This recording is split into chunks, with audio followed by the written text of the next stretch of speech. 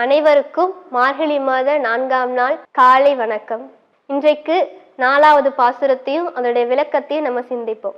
ஸ்ரீ ஆண்டாள் திருவடிகளே சரணம்.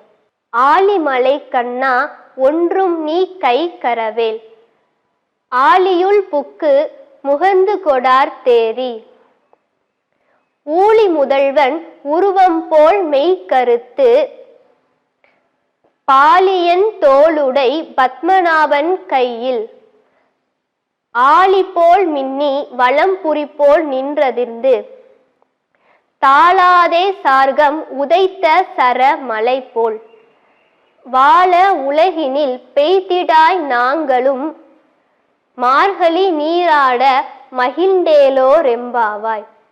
இந்த பாசுரத்தை ஆரம்பிக்கிற பொழுதே ஆலிமலை கண்ணான்னு சொல்லி ஆரம்பிக்கிறாங்க. கண்ணா, எங்களுக்கு மழை வேண்டும், அந்த மலையை யார் கொடுக்கணும்? நீதான் கொடுக்கணும் அப்படின்றாங்க.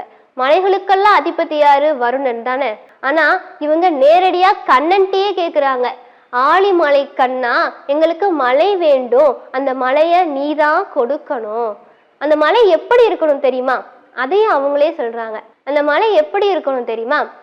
இந்த கடல்ல இருக்கக்கூடிய நீர், இந்த கடல்ல இருக்கக்கூடிய நீர் மொத்தத்தையும் நுகர்ந்து கொண்டு மேல மேகமாக்கி, அந்த மேகங்கள் எல்லாம் கண்ணபிரானுடைய நிறத்தை போல கருக்கணும். வலிமையான தோளினை உடையவர் பத்மநாபன். அவர் கையில ஒரு சக்கரம் வச்சிருக்கிறார்.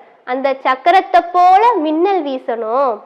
அவர் கையில வலமுறை சங்கு வச்சிருக்கிறார். அதுல இருந்து வரக்கூடிய சத்தம், அந்த சத்தத்தை போல இடி சத்தம் இருக்கணும். அவருக்கு வெற்றியை மட்டுமே ஈட்டி தரக்கூடிய சாரங்கம்னு சொல்லக்கூடிய வில்லு கையில வச்சிருக்கிறார். அதுல இருந்து புறப்பட்ட அம்பு மாதிரி மழை பொழியணும்னு சொல்றாங்க ஸ்ரீ ஆண்டாள்.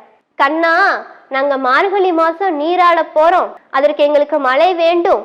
நாங்க யாருக்காக நீராட போறோம்? உனக்காகத்தான்.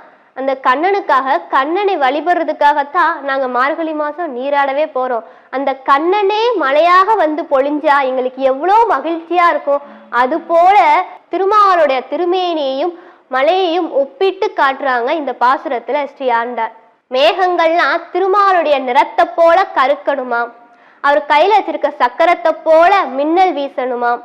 அவர் கையில வச்சிருக்க வலமுறை சங்கோலி போல இடி சத்தம் இருக்கணுமாம். அவர் கையில வச்சிருக்க வில்லு, அதுல இருந்து புறப்பட்ட அம்பு போல மழை பொழியணும்னு சொல்லி கேட்டுக்கிறாங்க ஸ்ரீ ஆண்டாள் நாச்சியார். நம்முடைய முன்னோர்கள்லாம் மழையில்லா காலத்துல இந்த பாசுரத்தை படிச்சாங்க, மழை பொழிந்தது. அப்படி மழை வேண்டி படிக்கக்கூடிய பாசுரமாக இந்த பாசுரம் இருக்குது.